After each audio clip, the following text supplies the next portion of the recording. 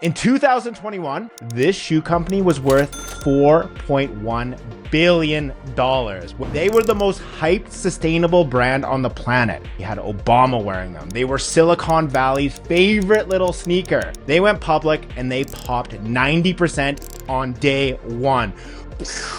This year, 2026, the entire shoe business got sold off for $39 million. That is pennies on the dollar. And the company that built it walked away from footwear completely, and they've pivoted to what else? AI. That's Allbirds for you. $4 billion to a $39 million fire sale. And here's the part that nobody says out loud. The shoes were not the problem, okay? I owned a pair. What killed them is they couldn't get people to keep coming back and buying again and again. They built a loyal following though, but they let it bleed out and they tried to outspend their problem the old school way that doesn't work anymore, which is renting customers with paid ads instead of building a base that comes back on its own. That strategy does not work anymore. The customers, my friends, are drowning in ads. They've essentially become numb. And now there's just so much AI slop in everybody's feed. We are living in a full-blown trust recession fueled by slop. People are suspicious of everything. So burning cash to rent attention is a slow death. The brands that are actually winning right now, though, are the ones that people believe in. The ones where there's a real sense of identity and belonging. And by the end of this video, I'm going to give you the sauce, which is a 4-block blueprint that the top brands are using. And fair warning, it's the opposite of just build a community, which is the advice that I am hearing way too many people throwing out so loosely. It is laughable. I don't even think they know what it means. It just sounds nice and people bite down on it. I work with hundreds of brands a year. I run a mentorship program. I've spent a decade scaling Shopify stores at an agency. So if you're a 6, 7, or 8-figure brand trying to break through the noise, this is how you do it. It starts with one rule most brands do not have the spine to live by. When you try to market to everyone, guess what? You market to no one. You need to pick a side.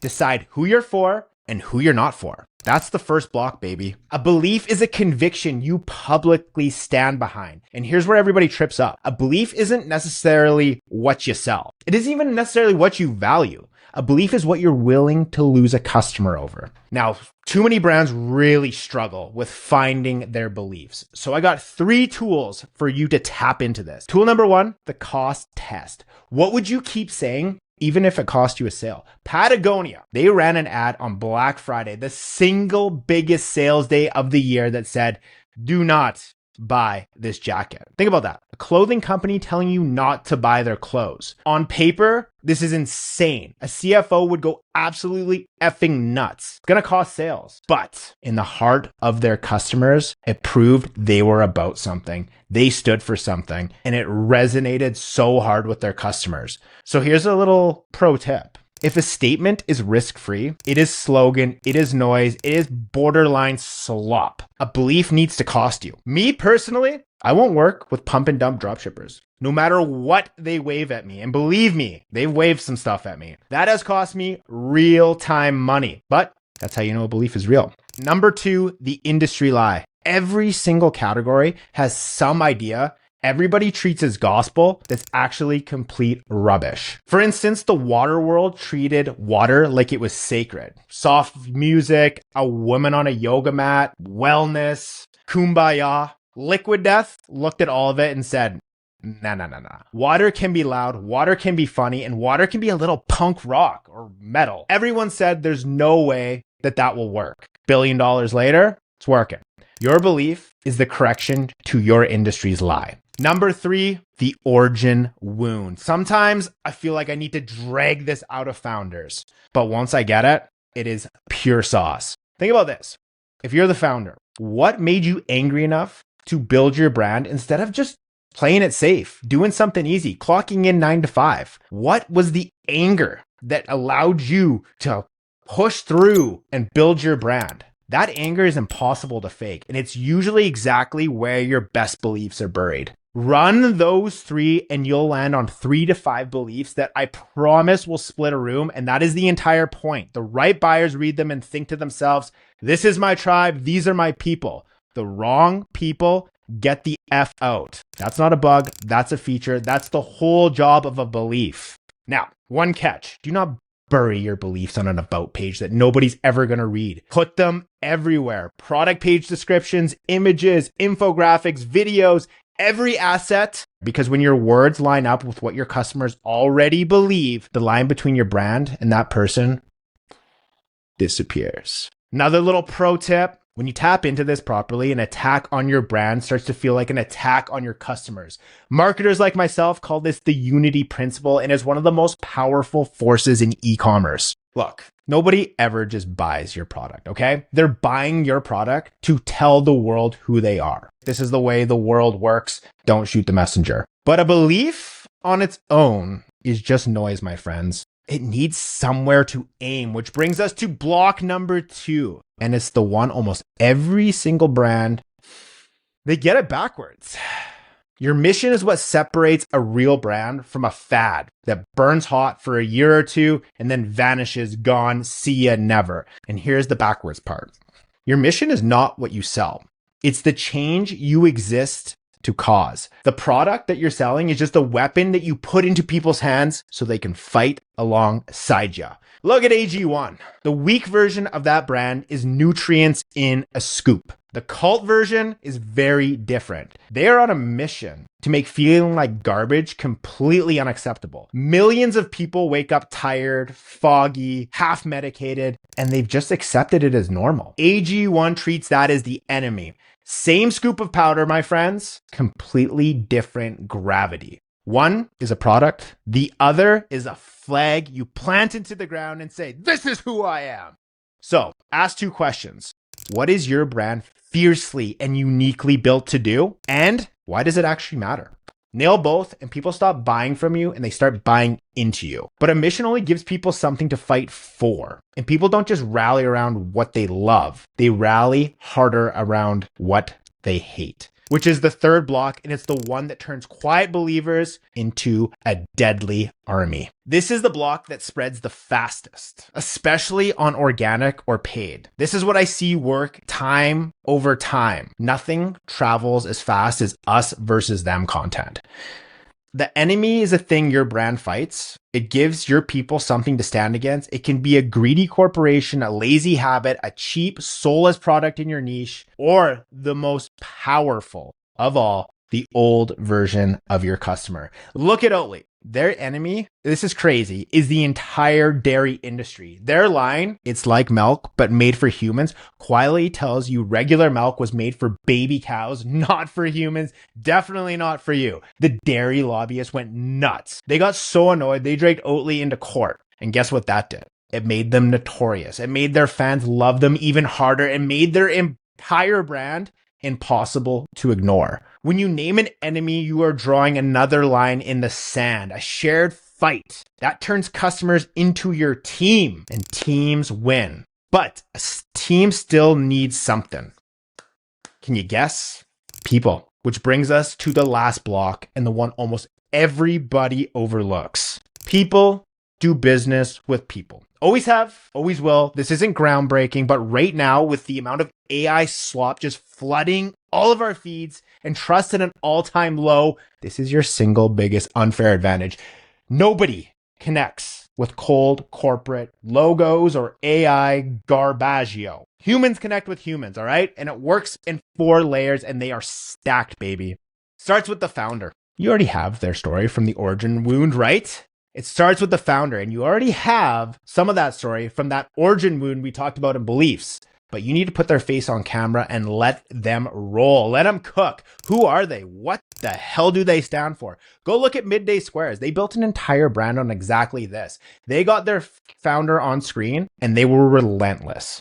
And people fell for the humans long before they ever tasted the chocolate. But one face isn't going to cut it. One face will not carry a brand to 8 and 9 figures. So you need to widen the lens to the team behind the curtain, the actual people building the thing. That's how you prove there's a real operator here. Something that's actually operationally serious, not some drop shipping bro in his parents' basement, in his ginch, smoking darts. But the catch is, everyone so far is on your payroll and your viewers are going to know it. So the next layer is the one that matters. I was going to say the most. I have said the most in the past. I could be stand corrected, but here it is. Your ambassadors. That's customers who evangelize you for being you without ever being asked. When someone who owes you nothing champions your product and your brand so loudly, it lands so much harder than a founder video ever could. That's why UGC crushes, but I don't got time for fake UGC. We need to be building real brand evangelists. And finally, you need to close the gap with a little authority. What do I mean? Real doctors, real scientists, vetted experts with no emotional stake who back you anyways. Because your founder, your team, and your fanatics make people feel, your authorities make people actually believe. When you stack all four, the ambassadors, the experts, your staff, and the founder, people don't just buy from you. They start to belong to you. And it all comes back to one line. No more community talk. You need a cult. We're doing cults over here. Nobody's joining your Facebook group, okay? I've tried this stuff. Nobody wants to politely belong to a direct-to-consumer brand's Facebook group or their Discord or the Slack channel or whatever. It sucks. Even school is a pretty tough gig for a direct-to-consumer brand. But they will go to war for a tribe that believes what they believe. And if you're wondering if I actually live this shit, let me run you through this myself. My belief is I don't touch dropshippers, no matter what they pay me. I actually don't even touch apps. I get reached out to daily about apps that are like, hey, can you talk about us to your clients or on your channels or whatever? And I say, absolutely not. And I'm sure it's cost me a couple bucks. The industry lie that I'm against is that paid ads matter more than your brand and your website. I don't know, for whatever reason, you go on YouTube and there's all of these people just talking about meta ads like it's the holy grail. What happens post-click? Story for another day, but that's my mission.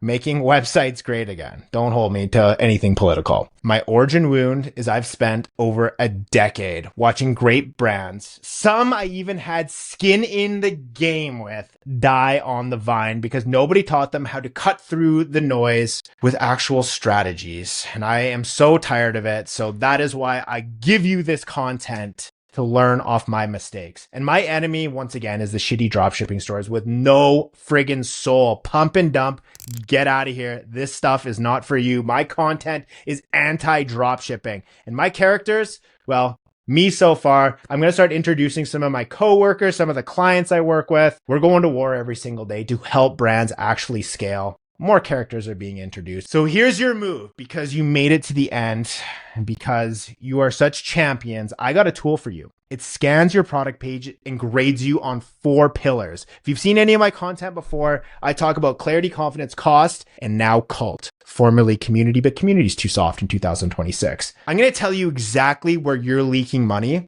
and where to fix it on your product page. The link is down below. And if you want to go deeper, the door to the collective is open. It is free. It is a course. It is a place where we can discuss e-commerce. I do YouTube lives in there. All sorts of good stuff. My website analyzer's in there. I'm constantly uploading videos. You can ask questions. And if you say that you came from this video, I'll go out of my way to make you feel special. It's all about e-commerce philosophy, like everything I've just been preaching here about cults. Got plenty more where that came from. But just get in there, introduce yourself, say where you came from, say what you do, and I'll make sure you're looked after. All right, final thoughts. The brands that are winning right now aren't the ones burning the most on cash to acquire customers. Do not fall into that trap. The brands that are winning are the ones that people actually believe in. Retention is the real game, and retention is where profit lives. So go give your customers something to believe in, and I'll catch you in the next one.